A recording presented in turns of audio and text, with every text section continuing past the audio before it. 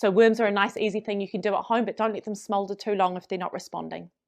In terms of what drug to use, what drench to use, there's two main classes of drench out there licensed for pigs in New Zealand.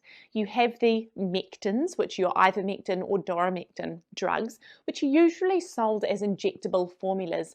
They will also kill mites, which is handy. They work okay for everything except whipworm. They don't kill whipworm well, and remember, whipworm is really common. The alternative is a drug called flubendazole, and it kills all the species of worms, including whipworm, but it's a powder that you feed.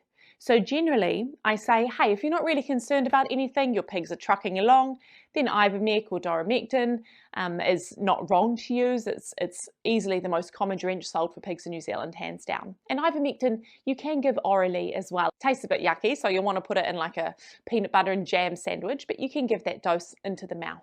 And when giving the drench to your sows before they give birth, I would deliberately use ivermectin or doramectin because you want to kill any mange mites and stop those piglets picking up mange on their very first day of life. But if anyone's actually sick, if you really want to make sure you're clearing any risk of whipworm for those pigs under 6 months old, you do need to source flubanol. If you're treating just a few animals, you can give it in a peanut butter and jam sandwich, no problem. You know they're getting the full dose that way. But if you have many animals, you may find it easier to add it to the bulk of food because it is a powder. You can do that. So that makes sense, right? Certainly this is what will be done in commercial sheds for routine drenching, but the downside is you can't be 100% sure that that animal's getting a full dose.